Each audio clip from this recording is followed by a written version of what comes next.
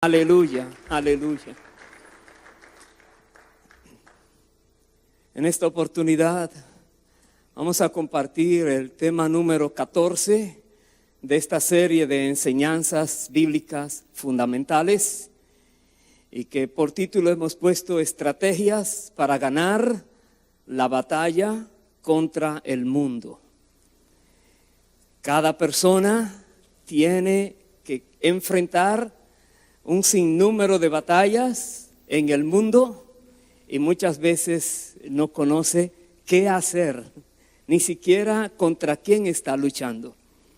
Y en esta noche, entonces, lo primero que vamos a hacer es definir la palabra mundo. Vamos a definirla porque esta palabra tiene diferentes significados en la Escritura. Y vamos a ver. Uno de ellos es oikoumeni, otro es aion y otro es cosmos. Tres significados diferentes y que se traducen por mundo. Y cada uno de ellos, vamos a ver, es con algo muy definido cuando es utilizado en las Escrituras. El primer vocablo, oikoumene, se refiere específicamente al mundo habitado, la tierra adaptada como el hogar para la raza humana. Cuando en la Biblia se menciona esa palabra, está hablando al lugar donde habita el ser humano, la tierra. Pero también en algunas ocasiones, esa misma palabra, oikoumene, se puede utilizar para referirse a toda la raza humana. En ocasiones se utiliza para hablar de la humanidad en sí. Hay algunos ejemplos. Tenemos en Mateo 24:14, Lucas 2:1 y Hechos 11:28. Usan la palabra refiriéndose a la humanidad en sí, a la raza humana. Oikoumene. El segundo vocablo entonces es aion. Aion, aunque esta palabra se traduce algunas veces como mundo, realmente significa edad, tiempo o siglo. Esa palabra aion significa, repito, edad, tiempo o siglo. Y se refiere al tiempo en que estamos viviendo. Digamos en Romanos 12:2, dice, no os conforméis a este siglo, a este aion. Hablando de siglo, y también dice Gálatas 1:4, hablando del presente siglo malo. Utiliza allí la palabra aion. Nosotros cuando leemos la Biblia, tenemos que saber qué palabra está usando para poder conocer el contexto y ver exactamente qué se refiere el Señor. Algunas veces también aion es utilizada para describir la filosofía. Y una filosofía es el sistema de pensamiento, cómo piensa una comunidad o toda una época de la humanidad, de la historia de la humanidad. Esta misma palabra, repito, se utiliza para describir un pensamiento filosófico de un grupo de personas o de toda una era que estén viviendo. La palabra aion. Pero hay otra palabra que es la que más vamos a estar en ella abundando. El tercer vocablo es cosmos. Y cosmos literalmente significa adorno, atavío, decoración. Ese es el significado de cosmos. Es algo adornado. Y de esta palabra cosmos se deriva la palabra cosmético. Viene de cosmos. Así en 1 de Pedro 3, los versos 3 y 4, el apóstol Pedro dice, vuestro atavío, cosmos, no sea el externo de peinados ostentosos, de adornos de oro o de vestidos lujosos, sino el interno, el de corazón, en el incorruptible ornato de un espíritu afable y apacible, que es de grande estima delante de Dios. Allí utiliza el apóstol Pedro la palabra cosmos para hablar de la manera en que la mujer se arregla. Y cosmos es también comúnmente utilizada en referencia al mundo, al universo, a la creación como un sistema ordenado, como alguien que está todo preciso, hecho de una manera perfecta. Cuando se habla de cosmos, está hablando de algo que es ordenado, correcto. Ahora, esa misma palabra también se utiliza para describir en el mundo espiritual un orden o un sistema que se opone a Dios y al Señor Jesucristo. Cuando en la Biblia encontramos la palabra cosmos, normalmente se utiliza para describir un sistema que está en contra de Dios. Y además es usada también para referirse a la condición presente de los asuntos humanos que se oponen a Dios. Esta palabra cosmos, como podemos ver, es muy compleja y es también difícil de definir. Es compleja porque tiene que ver con muchas cosas, la misma palabra, pero no es tan compleja como, digamos, esta figura que pongo allí. Imagínense algo así, un elefante con una jirafa encima tratando de pasar por una cuerda. Hay algo más complicado que definir la palabra cosmos. Digamos, en Juan 3:16 se declara que Dios ama a este mundo. Dios ama al cosmos. Pero en primera de Juan 2:15 se manda a los creyentes a no amar al mundo. La misma palabra cosmos. Usted dirá, ¿cómo se puede uno comprender esto? Se nos manda también a ir a predicarles a ellos el evangelio de la gracia de Dios en Cristo, porque también está disponible para ellos, para los que están en el cosmos, en el mundo. Dice, Dios ama al mundo, de tal manera amó Dios al cosmos, al mundo, que dio a su Hijo unigénito, pero también nos manda a nosotros, no améis al mundo.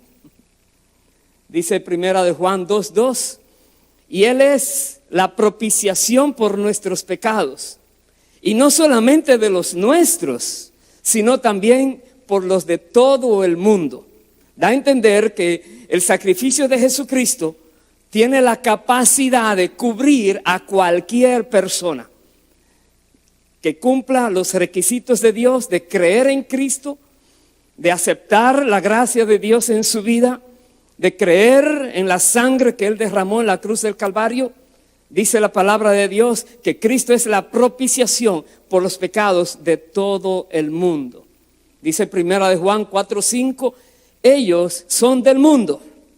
Por eso hablan del mundo y el mundo los oye.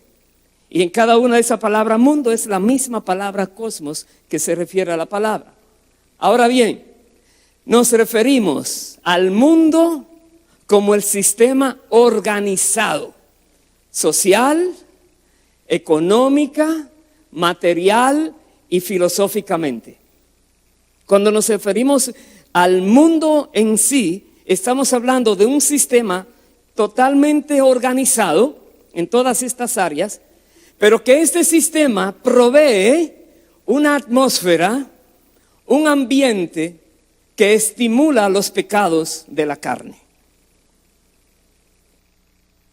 El mundo, que es un sistema organizado, estimula para que las personas caigan en pecado. Y es precisamente en este sentido que la Biblia describe al mundo como un enemigo activo de Dios y del cristiano.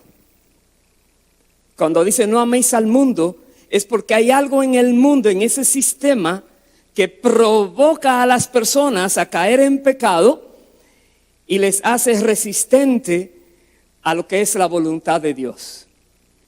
Es el régimen o dominio sobre el cual gobierna Satanás y que es opuesto a Dios y al Señor Jesucristo. Satanás está reinando sobre ese sistema que le llama el mundo y que está en directa contradicción a Dios, a su plan, a sus propósitos y a su pueblo.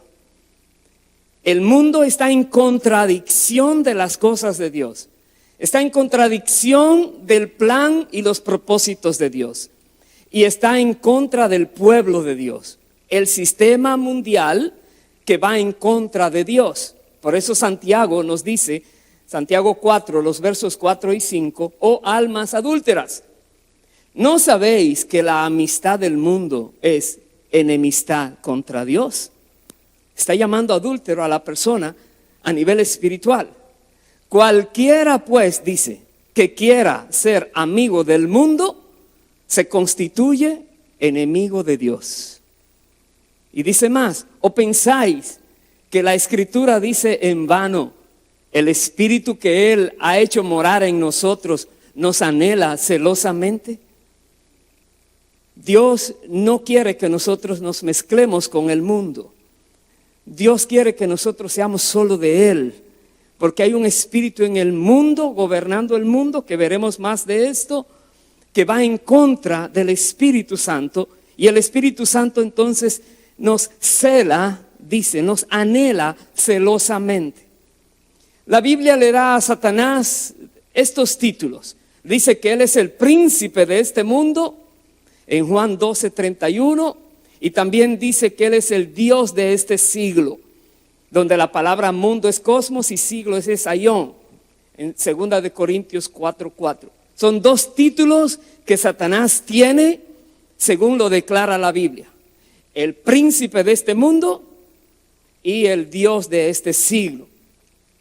El término aión se refiere aquí y en estos contextos a un espíritu del mundo que rechaza al verdadero Dios. Un espíritu que hay en el mundo que rechaza a Dios. Los hombres, dice que viven según la tendencia, según la corriente o aión de este mundo, son gobernados por ese espíritu y están esclavizados a él. Yo sé que todo esto es teoría, espero que luego usted lo revise de nuevo y pueda comprender lo complicado que es hablar del mundo en sí, porque tiende a confundirse los términos. Pero cuando nos referimos al mundo como algo que Dios dice, cuidado con el mundo, se refiere a ese espíritu que hay en el mundo, que tiene dominio sobre ese sistema que está en contra de Dios, y que las personas que se dejan guiar por ese espíritu son esclavizadas por ese mismo espíritu. Entonces, se entiende entonces que el mundo es una fuerza social maligna de Satanás que obra desde el exterior para atacar a los creyentes.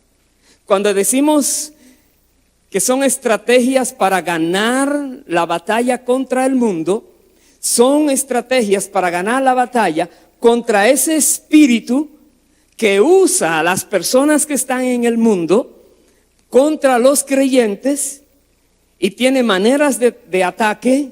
Y Dios nos muestra también qué tenemos que hacer para poder triunfar sobre toda estrategia maligna que viene usando al mundo en sí. Todas las formas en que Satanás tienta al hombre se pueden ver como parte del sistema del mundo. Todo. Usted es tentado y normalmente Satanás está usando algo de ese sistema que está creado. Por ejemplo, Satanás nos tienta a poner en duda la palabra de Dios. Con que Dios ha dicho, siempre busca poner en duda la palabra de Dios. Y el sistema del mundo exalta su propio sistema intelectual, lo que han formado, lo que conocen, lo que han logrado entender. Ellos lo exaltan y rechazan la verdad de Dios, porque para ellos es locura, como dice 1 Corintios 1, del 18 al 31. El mundo rechaza la palabra de Dios, pero cree en lo que ellos dicen que es correcto. Hay un sistema contrario a lo que Dios ha mandado hacer. Dicho sistema tiene su máxima expresión en la filosofía del humanismo. Es una filosofía en la cual el hombre, el ser humano, es el centro, la norma de todas las cosas, y han puesto fuera a Dios. No tienen en cuenta en nada a Dios. Es el humanismo. Es el humanismo que yo le llamo deshumanizante, porque realmente hace que el ser humano pierda aún la sensibilidad a lo más precioso que es la vida humana, la vida misma. Pero personas están creyendo que la filosofía del humanismo es correcta, y aunque se contradice en muchas maneras, ellos siguen atrapados en esa filosofía porque están siendo cautivos por el espíritu que gobierna en el mundo. Por lo tanto, nosotros, los creyentes, debemos ser sabios y debemos estar alerta, porque en el mundo hay mucho engaño que trata de seducir a los creyentes. Son muchas las formas engañosas que se le presentan a los creyentes, que si no estamos en alerta, si no pedimos a Dios sabiduría, podríamos caer en las trampas del enemigo. Digamos, segunda de Juan 1:7 nos dice: muchos engañadores han salido por el mundo. Muchos engañadores. Y segunda de Corintios 11, versos 14 y 15 nos dice: y esto no es sorprenderte, porque el mismo Satanás, dice, se disfraza de ángel de luz. El mismo diablo se disfraza como si fuera un angelito de Dios. Y dice, así que no es extraño si también sus ministros se disfrazan de ministros de justicia, cuyo fin será conforme a sus obras. Hay personas en el mundo que dan la apariencia de que son de Dios, pero son ministros del maligno, que están tratando de engañar a personas. Ahora veamos qué significa luchar contra el mundo. Porque hay una lucha. ¿Qué significará luchar? No quiere decir que vamos a pelear con todo el mundo que encontremos. Recordemos que luchar contra el mundo es luchar contra un espíritu que hay en el mundo, que lleva a las personas engañadas a desobedecer a Dios.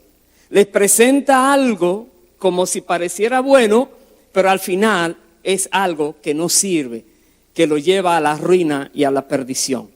Entonces, ¿cómo podemos luchar con esto? Si bien es cierto que nuestra lucha principal es contra el diablo, es la principal, él es el maligno, él es el adversario, también nosotros debemos reconocer que estamos en lucha continua contra la influencia del sistema creado por Satanás. Nuestra lucha es contra Satanás y contra el sistema que él ha creado, porque Satanás usa el sistema del mundo para poder entonces llevar cautiva a la humanidad. Ahora, en la lucha contra el mundo, tengamos en cuenta dos cosas que debemos hacer, dos, y yo voy a abundar estas dos cosas. La primera es, debemos evitar la influencia mundana. Evitar la influencia mundana. Y segundo, debemos vivir como instrumentos de Dios. Todo cristiano verdadero tiene que aprender a vivir estas dos áreas, evitando la influencia del mundo y disponiendo su vida para servir a Dios. Y vamos a abundar en esto. Primero, debemos evitar la influencia mundana. Dice Romanos 12:2. No os conforméis a este siglo, sino transformaos por medio de la renovación de vuestro entendimiento, para que comprobéis cuál sea la buena voluntad de Dios, agradable y perfecta. La Biblia dice, no te conformes a este siglo. No hagas lo que ellos están haciendo. Más bien, renueva tu entendimiento para que conozcas la voluntad de Dios. Y renovamos el entendimiento para conocer la voluntad de Dios cuando leemos la Biblia, cuando aplicamos lo que Dios dice en la palabra, cuando hacemos nuestra la Biblia, lo que Dios nos manda allí. El sistema del mundo intenta cambiar nuestros valores y quiere que nosotros hagamos lo que ellos hacen. Y por eso hay mucha lucha. Se burlan de los creyentes, le persiguen, le hacen de todo, tratando de hacer que ellos hagan, los creyentes, como el mundo hace. Hay una lucha allí. Vemos entonces que los gobiernos, los sistemas educativos, la televisión, la prensa, la música, la literatura, el arte, la gente que nos rodea y prácticamente todo lo que hay en nuestra sociedad puede traer presión del mundo a los creyentes, tratando de hacerlos salir de la voluntad de Dios. Hay presión por todas las áreas que nosotros podemos mirar que tratan de sacarnos de la voluntad de Dios. Por eso nosotros debemos tener cuidado de la filosofía del mundo. Mucho cuidado. No nos dejemos engañar. La sabiduría del mundo no es la sabiduría de Dios. No es. Lo que el mundo sabe no es lo que Dios quiere que tú y yo sepamos. La Biblia dice: la sabiduría de este mundo es insensatez ante Dios. 1 Corintios 3:19. Insensatez. También dice Colosenses 2:8: mirad que nadie os engañe por medio de filosofías y huecas sutilezas, según las tradiciones de los hombres, conforme a los rudimentos del mundo, y no según Cristo. Mira que nadie te engañe con cuentos, con filosofías extrañas que vienen del mundo, y no según Cristo. Mucho cuidado, la Biblia nos manda a tener mucho cuidado, así es que seamos muy cuidadosos con la seducción del mundo sobre nuestras vidas, pero también sobre nuestros hijos. Mucho cuidado. Dice 1 Juan 2, versículos 15 y 16: no améis al mundo, ni las cosas que están en el mundo. Si alguno ama al mundo, el amor del Padre no está en él. Porque todo lo que hay en el mundo, dice, los deseos de la carne, los deseos de los ojos y la vanagloria de la vida, no proviene del Padre, sino del mundo. Escuche bien. No ames al mundo, porque hay muchas cosas en el mundo que provocan deseos que no provienen de Dios. Entonces vamos a explicar un poco qué significan los deseos de los ojos y la vanagloria de la vida. La seducción que el apóstol Juan describe como los deseos de los ojos es todo lo que nos llama la atención y nos provoca tenerlo. Hay algo que incita en ti, algo tan fuerte que quieres tener eso ya. Deseos de los ojos. El maligno usa la atracción de algo externo, ya sea lícito o sea prohibido.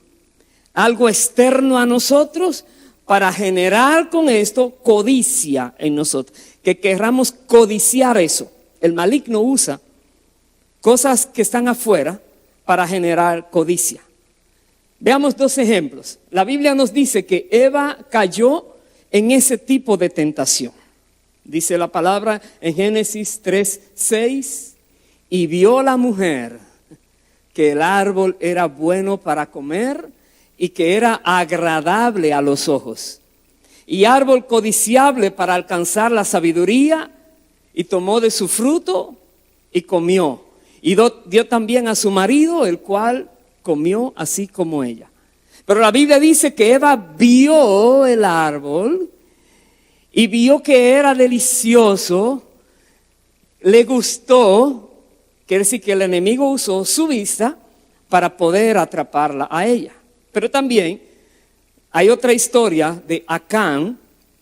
Acán también se rindió ante este tipo de tentación. Cuando dice, codició lo que Dios había prohibido. Y la historia está en Josué 7.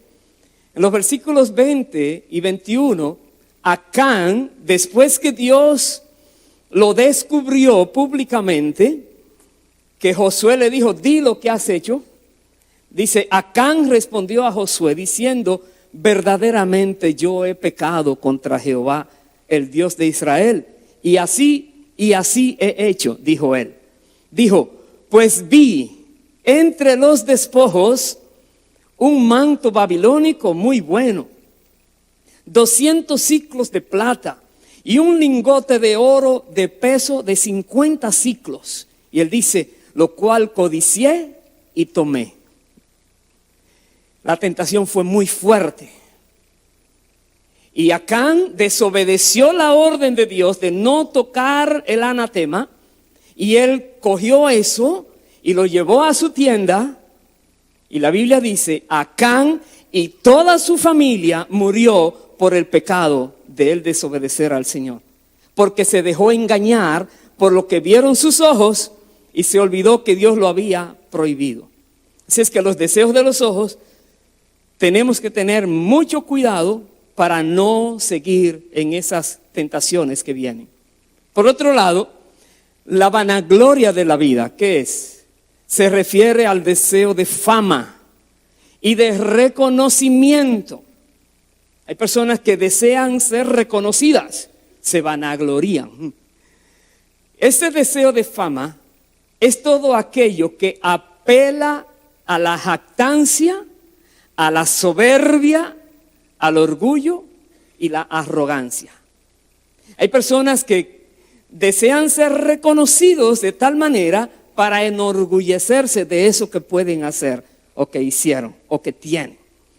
Así es que en esta categoría de tentación, el maligno usa la admiración de lo que has logrado personalmente. Él usa eso precisamente para generar una actitud de orgullo y soberbia, la cual es anárquica, crea anarquía. El maligno, repito, usa tus méritos, lo que tú te has ganado, lo que tú has logrado, lo que tú sabes hacer, lo que tú puedes hacer, usa precisamente tus logros, tus méritos para tratar de hacerte orgulloso, orgullosa. Y Dios resiste al orgulloso y da gracia al humilde. Quiere decir que toda persona que caiga en el orgullo y la soberbia va a tener a Dios en contra entonces. Y hoy en día, casi todos los anuncios o los avisos comerciales procuran aprovecharse de los deseos de los ojos y de la vanagloria de la vida. Casi todo lo que usted ve como anuncios en cualquier manera que le llegue, está apelando a sus deseos. Que usted lo vea, que usted lo anhele o que usted quiera vanagloriarse. Y normalmente la media, en cualquier manera en que presente las cosas, vive bombardeando nuestras mentes, vive poniendo cosas, poniendo el deseo de placeres, el deseo de posesiones y el deseo de reconocimiento. Es un bombardeo tenaz, impresionante, por todo lugar, tratando de que tú quieras más cosas, tratando de que tú tengas más cosas, tratando de que te sientas mucho mejor, que te enorgullezcas de ti mismo, de lo que has hecho. Por donde quiera usted está mirando esto. Pero los cristianos no tenemos que ceder a las manipulaciones ni engaños de Satanás. ¿Por qué no tenemos nosotros que ceder, que obedecerle? Precisamente porque no somos de este mundo. No somos de este mundo. Juan 17:14, Jesús dijo: yo les he dado tu palabra y el mundo los aborreció, porque no son del mundo, como tampoco yo soy del mundo. Jesús dijo que los que en Él creen, los que están confiados en Él, en su victoria, en su sacrificio, no pertenecen más al mundo. Por lo tanto, nosotros podemos resistir la provocación de los medios de comunicación que ellos viven tratando de influir nuestras mentes. ¿Sabes por qué? Porque hay algo que es seguro. Nosotros tenemos la victoria a través de nuestra fe. Somos más que victoriosos, más que vencedores, dice la palabra de Dios. No estamos para vivir en derrota. Estamos para vivir en victoria en cualquier tipo de tentación que venga. Dice Primera de Juan, capítulo 5, los versos 4 y 5. Porque todo lo que es nacido de Dios vence al mundo. Y esta es la victoria que ha vencido al mundo. Dice nuestra fe. Es una victoria que Dios nos ha dado porque Él es el victorioso. Dice, ¿quién es que vence al mundo? Sino el que cree que Jesús es el Hijo de Dios. Quiere decir que si tú y yo creemos que Jesús es el Hijo de Dios, tenemos todas las herramientas necesarias para vencer al mundo, según declara la palabra de Dios. Entonces, lo primero que debemos hacer en la lucha contra el mundo es no dejarnos influenciar por el mundo. Y lo segundo que debemos hacer es aprender a vivir como instrumentos de Dios.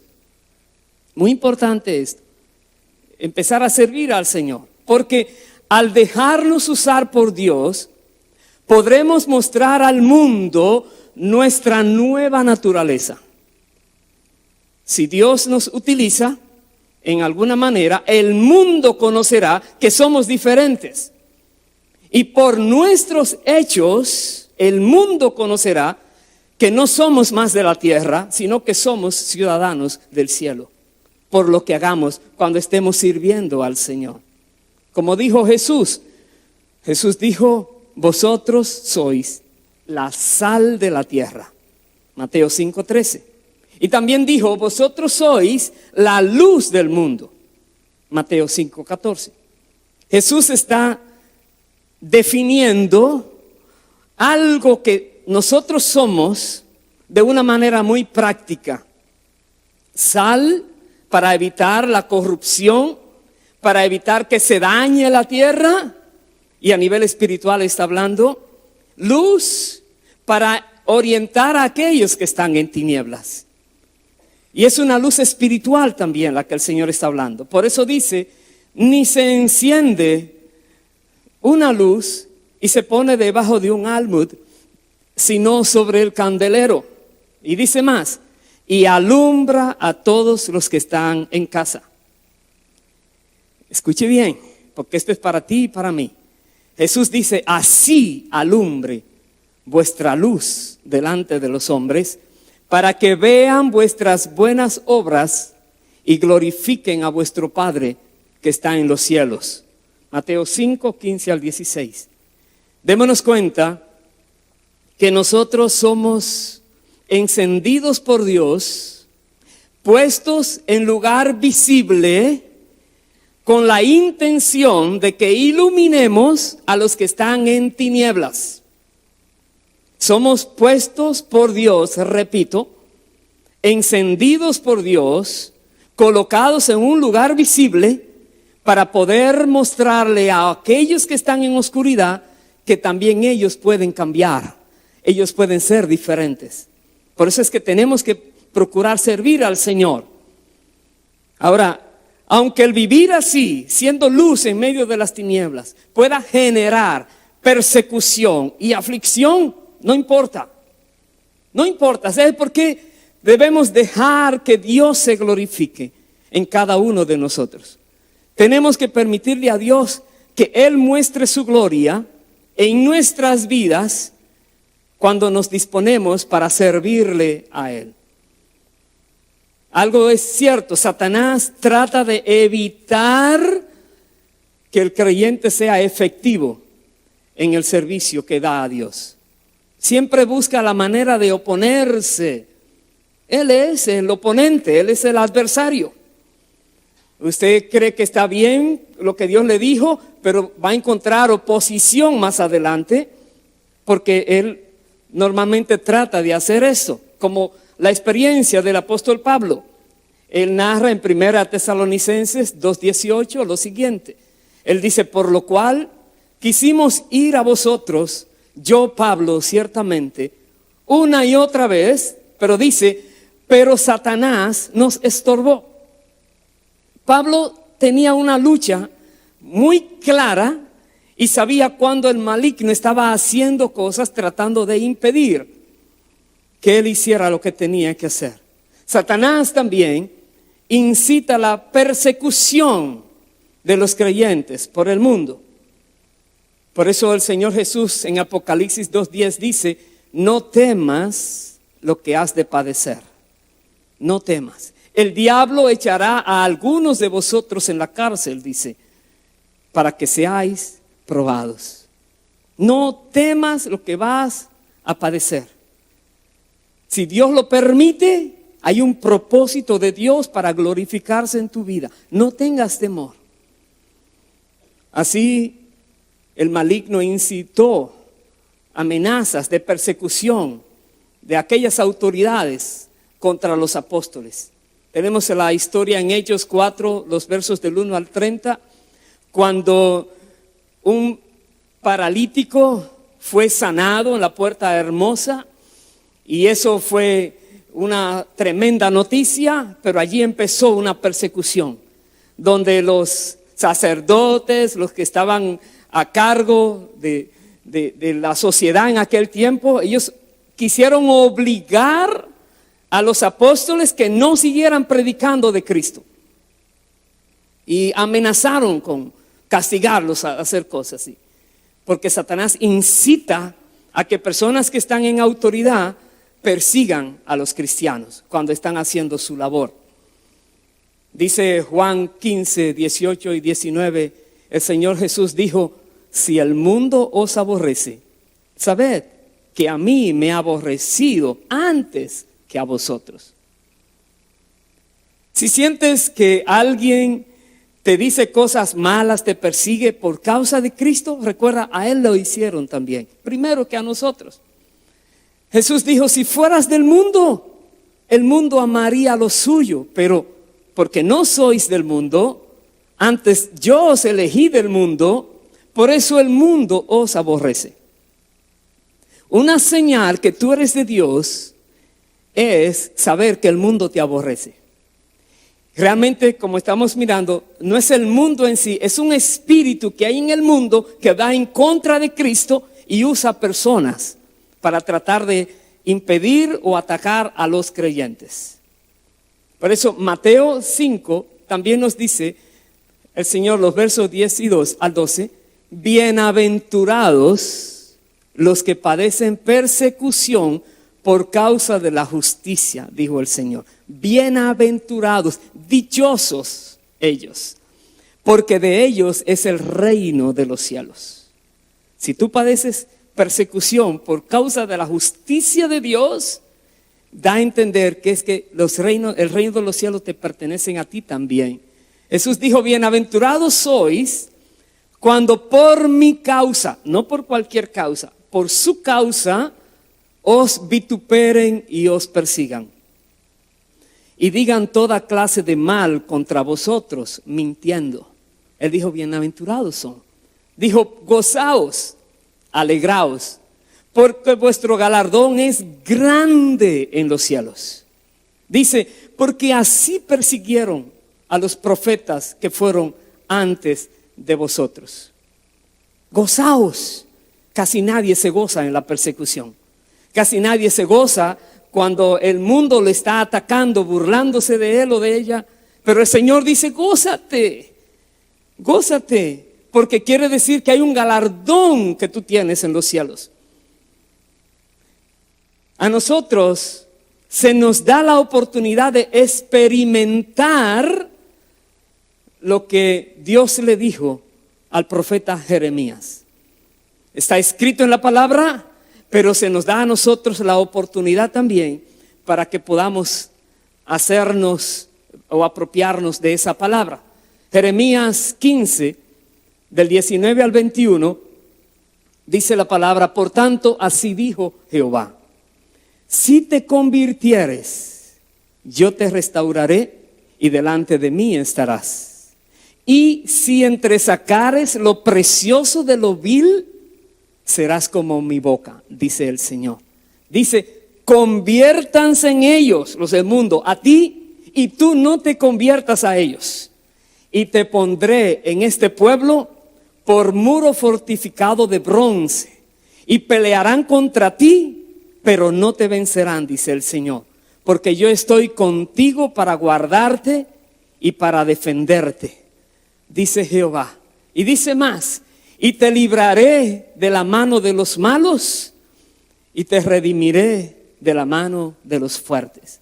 Dios nos asegura a nosotros que aunque el mundo se levante en nuestra contra, Él está con nosotros para liberarnos de cualquier artimaña o de cualquier ataque. Él dice: te voy a redimir de la mano de los malos, te voy a salvar. El Señor Jesucristo, que es nuestro ejemplo en todas las cosas, Él también vivió esto.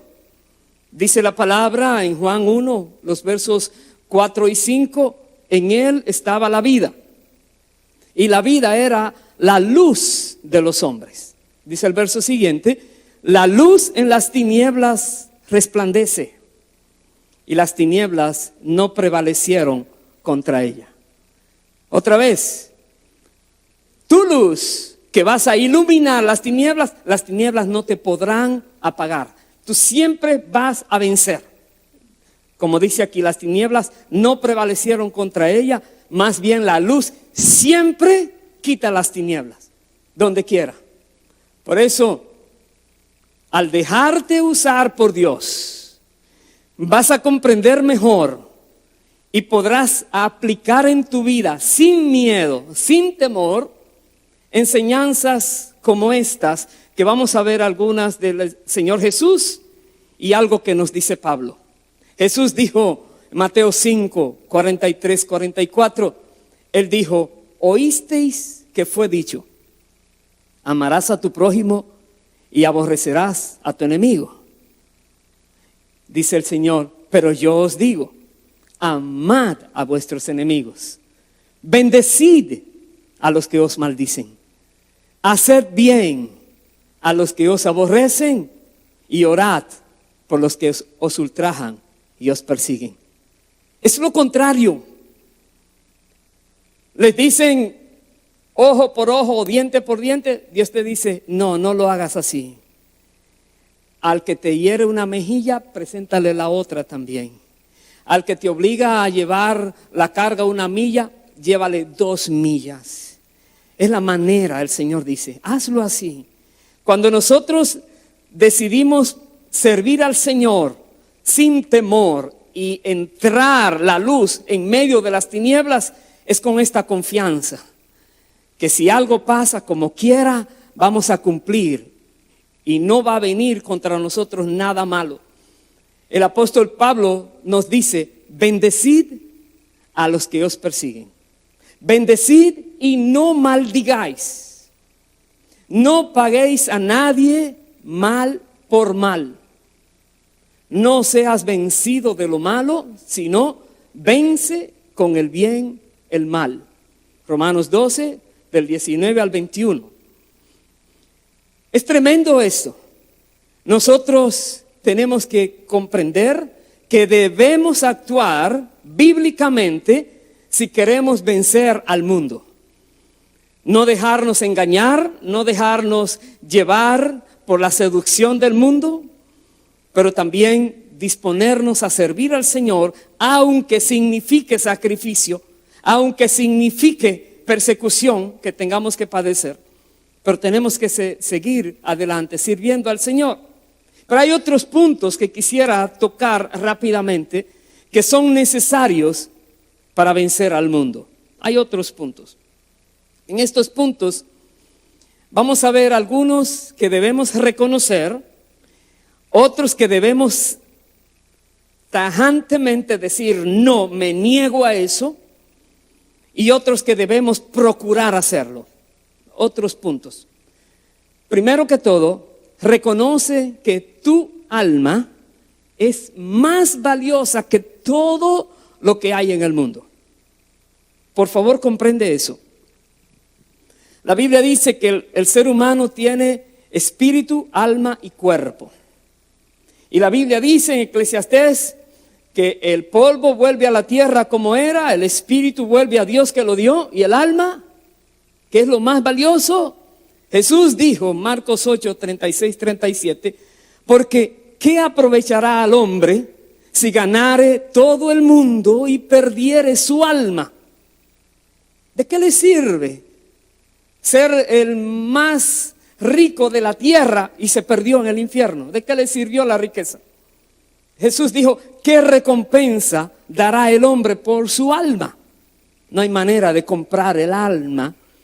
Solamente un precio fue pagado por el alma de los seres humanos y fue la sangre derramada de Jesucristo en la cruz del Calvario. Es lo único que puede comprar nuestras almas. Entonces tu alma es tan valiosa que no hay nada en la tierra que la pueda comprar. Solamente la sangre de Cristo. Reconoce esto. Dice Lucas 9:25, pues ¿qué aprovecha al hombre si gana todo el mundo y se destruye o se pierde a sí mismo? ¿De qué le sirve? Entonces reconoce que tu alma vale más que el mundo entero. También reconoce la naturaleza temporal del mundo. El mundo no es para siempre. Tu alma sí es para siempre. Dice la palabra, primera de Juan 2:17, y el mundo pasa y sus deseos, pero el que hace la voluntad de Dios permanece para siempre. La Biblia dice, el mundo pasa, todo pasará. Algo más que debes hacer es reconocer que si amas al mundo, te haces enemigo de Dios. Según declara la palabra, si amas al mundo, estás volviéndote enemigo de Dios. Dice la palabra, ¿no sabéis que la amistad del mundo es enemistad contra Dios? Cualquiera pues que quiera ser amigo del mundo se constituye en enemigo de Dios. No ames al mundo. ¿Sabes qué más debes hacer? Reconoce que no eres del mundo. Esto es una lucha. Porque muchas personas dicen, hoy, ¿de dónde soy? Del cielo. Tienes que reconocer que eres peregrino en esta tierra, según declara la palabra. Vas camino a tu ciudad verdadera. Dice Juan 17:14, yo les he dado tu palabra y el mundo los aborreció porque no son del mundo, como tampoco yo soy del mundo, dijo el Señor. Reconócelo, tú no eres del mundo. Y si tú no eres del mundo, reconoce que no estás bajo el yugo del mundo tampoco. No eres más esclavo del mundo. Tienes que reconocerlo, eres libre. Aunque en el pasado fuiste gobernado por las normas del mundo presente, en el pasado ya no estás bajo ese yugo. Dice la palabra claramente en Efesios 2, los versículos 2 y 3, en los cuales anduvisteis en otro tiempo, siguiendo la corriente de este mundo, conforme al príncipe de la potestad del aire. Dice, el espíritu que ahora opera en los hijos de desobediencia. Eso era antes. En los cuales también nosotros todos vivimos en otro tiempo, dice, en los deseos de nuestra carne. Sí, todos antes participamos. Sí, antes ese espíritu del mundo, el príncipe de la potestad del aire, tenía dominadas nuestras vidas también. Eso era antes. Antes estábamos haciendo, como dice, la voluntad de la carne y de los pensamientos, y éramos por naturaleza hijos de ira, lo mismo que los demás. Eso era antes. Pero también dice Efesios 2, 13 y el 19, pero ahora en Cristo Jesús, vosotros que en otro tiempo estabais lejos, habéis sido hechos cercanos por la sangre de Cristo. Y dice más, así que ya no sois extranjeros, ni advenedizos, sino conciudadanos de los santos y miembros de la familia de Dios.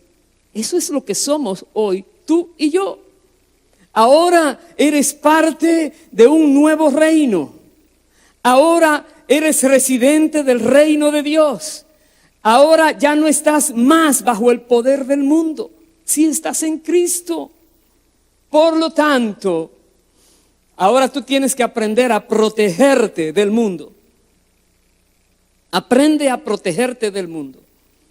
Aunque ahora eres libre del mundo, debes protegerte de la influencia que el mundo quiere hacer a tu vida. Por lo tanto, no permitas que las filosofías del mundo te perjudiquen. No lo permitas. Cuando alguien venga con algo raro, simplemente no lo acepto. No lo permitas. Como dice Colosenses 2, versos 2 a 4. Para que sean consolados sus corazones, unidos en amor hasta alcanzar todas las riquezas de pleno entendimiento, a fin de conocer el misterio de Dios el Padre y de Cristo, en quien están escondidos todos los tesoros de la sabiduría y del conocimiento. ¿Quieres saber lo profundo? Está en Cristo. Conoce más a Cristo, busca más conocer de Él y más sabia serás. Y esto lo digo, decía Pablo, para que nadie os engañe con palabras persuasivas. Nadie, no te dejes engañar. También dice en Colosenses 2, 8 al 10, mirad que nadie os engañe por medio de filosofías y huecas sutilezas, según las tradiciones de los hombres, conforme a los rudimentos del mundo y no según Cristo.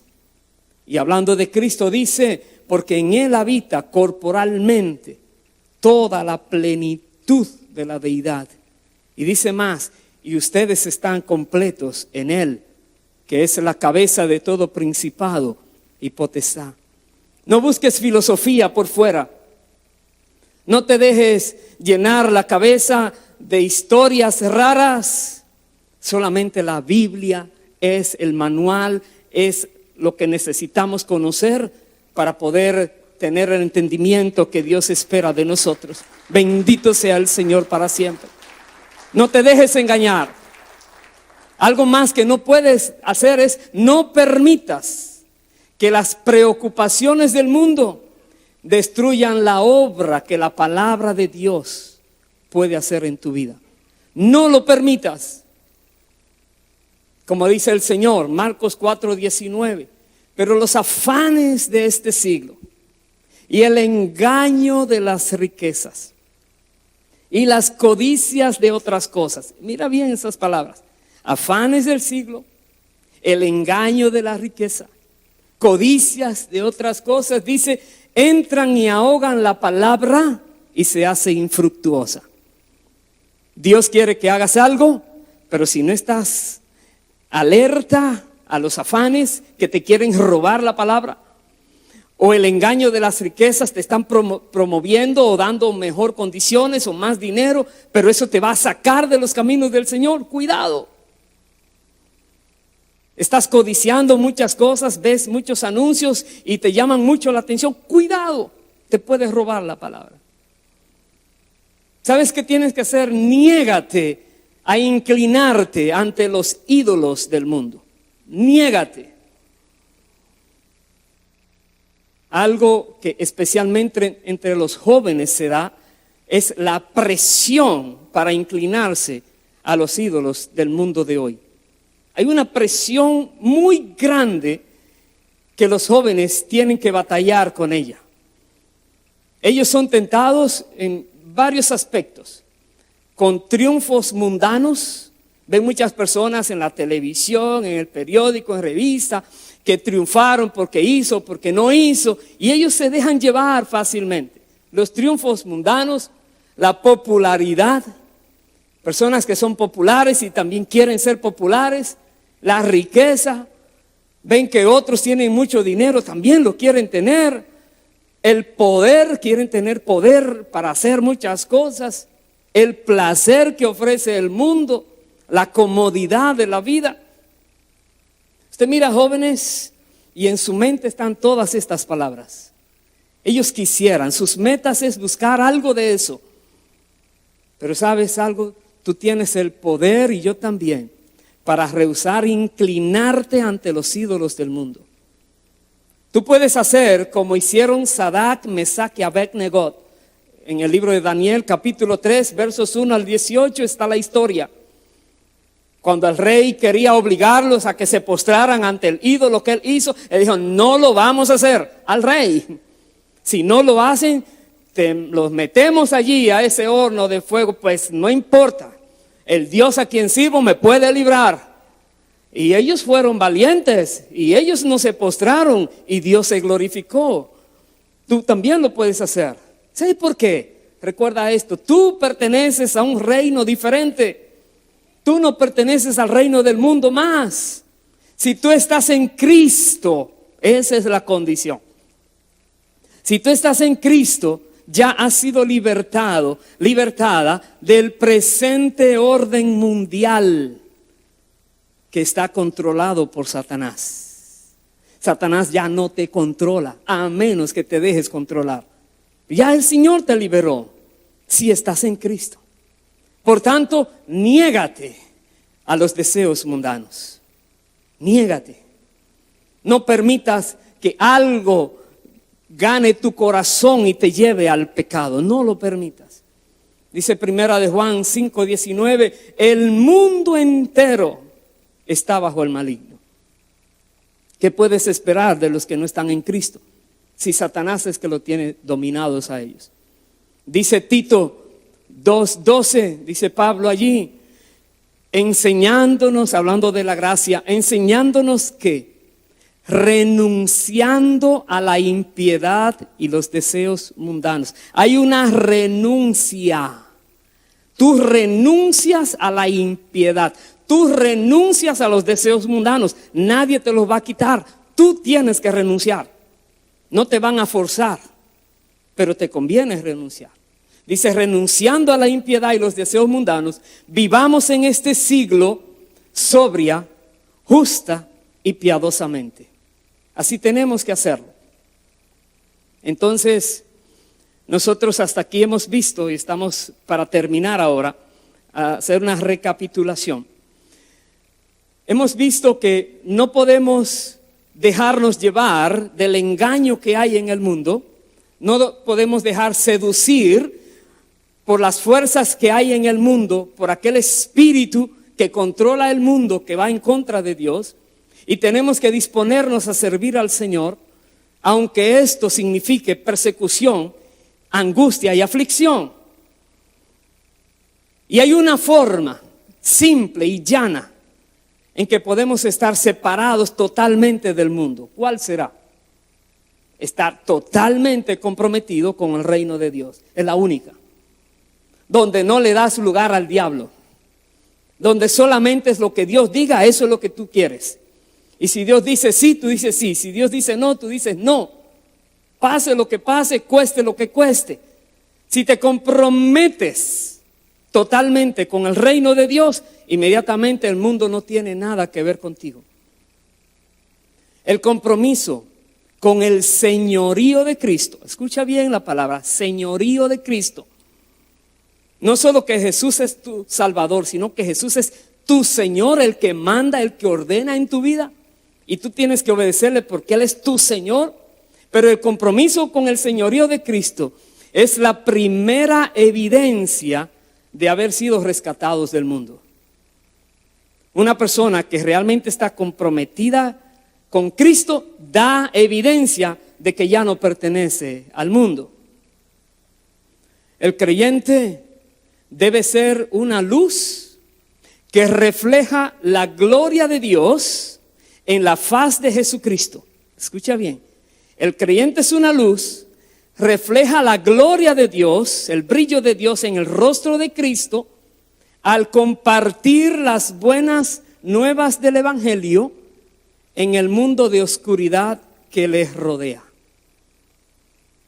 Cuando tú compartes las buenas nuevas de salvación con los que están en el mundo, en las tinieblas, tú permites entonces que la luz de Cristo brille, que la luz de Cristo llegue e ilumine esos corazones también. ¿Sabes algo? Desde que empezó el cristianismo, hay una lucha fuerte por las almas. La Biblia dice que los primeros creyentes impactaron el mundo de tal manera que fue dicho de ellos: estos que trastornan el mundo entero también han venido acá. Hechos 17:6. Ellos estaban por doquier predicando de Cristo. Y tenían a esos sacerdotes, a esos judíos religiosos que estaban en contra, nerviosos, pero por donde quiera estaban predicando de Cristo. Y el Señor espera que tú y yo también lo hagamos así. Por lo que debes tú, como yo, estar consciente de que tú también tienes una misión que cumplir en este mundo.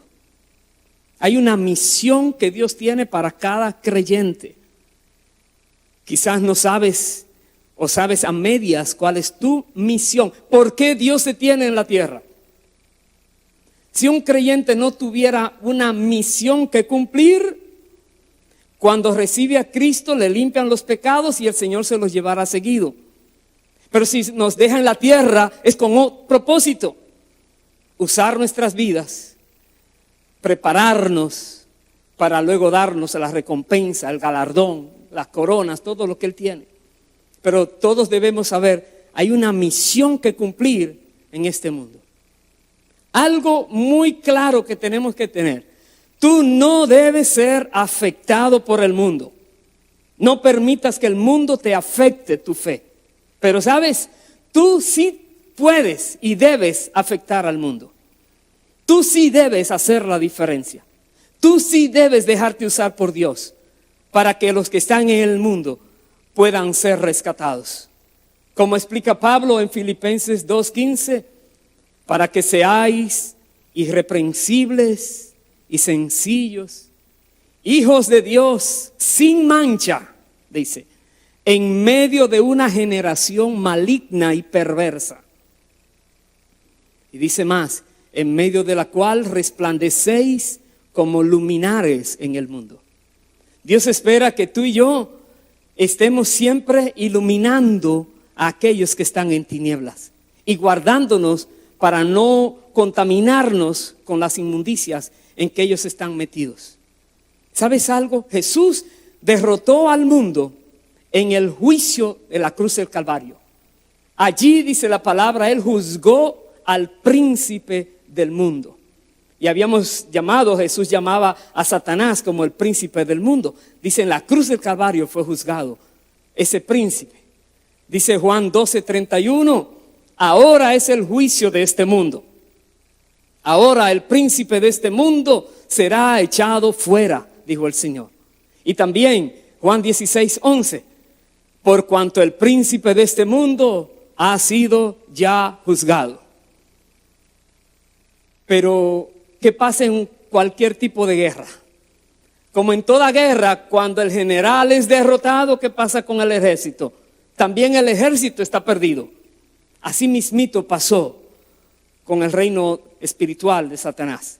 Satanás fue derrotado, también todos los poderes de las tinieblas fueron derrotados. Dice Colosenses 2, verso 15, despojando los principados y las potestades, los exhibió públicamente, triunfando sobre ellos en la cruz. Despojó los principados y las potestades. Por eso es que no tienen más poder sobre el creyente. A menos que el creyente le dé a ellos la oportunidad, ellos no pueden. Dice Juan 16:33, Jesús dijo: estas cosas os he hablado para que en mí tengáis paz. Él dijo: en el mundo tendréis aflicción, pero confiad, yo he vencido al mundo. Es el Señor hablándonos a nosotros. Sí, el mundo está allí, pero el Señor ha vencido. Dice: confía. Él venció solo. Él venció solo en la cruz del Calvario al diablo y todo el ejército de Satanás. Y nosotros, para vencer, tenemos el poder de Cristo, tenemos el Espíritu Santo, tenemos los ángeles de Dios que están a nuestro alrededor, tenemos todo un ejército que nos acompaña. Podemos vencer. Dice la palabra también en Apocalipsis 1, 17, 18. Jesús dijo, cuando hablándole al apóstol Juan, diciéndome: no temas, le decía a él, yo soy el primero y el último, el que vivo y estuve muerto, mas he aquí que vivo por los siglos de los siglos, amén. Y dijo más: y tengo las llaves de la muerte y del Hades. Jesús es el que tiene las llaves. Por eso es que Él nos dice hoy, Mateo 28, 18 al 20, Él nos dice: Jesús se acercó, les habló diciendo a los discípulos: toda potestad me es dada en el cielo y en la tierra. Toda potestad. Por tanto, id, haced discípulos en todas las naciones, bautizándolos en el nombre del Padre, y del Hijo y del Espíritu Santo, enseñándoles que guarden todas las cosas que os he mandado. Y Él dijo más: y he aquí, yo estoy con vosotros todos los días hasta el fin del mundo. No estamos solos. Si vamos a padecer algo, el Señor está con nosotros allí. No estamos solos. Como seres humanos podemos hacer algo. Sí, podemos orar a Dios como oraron los discípulos cuando fueron amenazados. Ellos oraron, dice la palabra, pidiendo su respaldo, pidiendo protección y pidiendo valentía. 3 cosas pedían: Señor, respáldanos, haz esto y aquello, protégenos y danos valentía. Dice Hechos 4, los versos 29 y 30: ahora, Señor, por su oración, mira sus amenazas y concede a tus siervos que con todo denuedo hablen tu palabra, mientras extiendes tu mano para que se hagan sanidades y señales y prodigios en el nombre de tu santo Hijo Jesús. Eso podemos hacer. Si sientes temor, pídele valentía a Dios. No le dices: Señor, líbrame de eso que viene. No, Señor, dame valentía para enfrentar eso que viene, porque me darás la victoria también y te glorificarás en mi vida. No tengas temor, porque Jesucristo ha vencido. Y con esto termino entonces. Así que nosotros, sin temor, unámonos a la causa de Dios. Si algo quiere Dios, nosotros lo queremos también. Unámonos a esa causa y proclamemos que el Cordero que fue inmolado es digno de tomar el poder, las riquezas, la sabiduría, la fortaleza, la honra, la gloria y la alabanza. Y que al que está sentado en el trono y al Cordero sea la alabanza, la honra, la gloria y el poder por los siglos de los siglos. Amén. Amén y amén. Bendito sea el Señor para siempre. Que no haya temor y enfréntate a ese mundo que está a tu alrededor con la gracia de Cristo, con el poder de Dios. El Señor te dará valentía para que tú vivas una vida victoriosa. Cada día que estás en este mundo podrás dar fruto para el Señor, fruto que llegará a la eternidad. Pongámonos en pie, por favor, y vamos.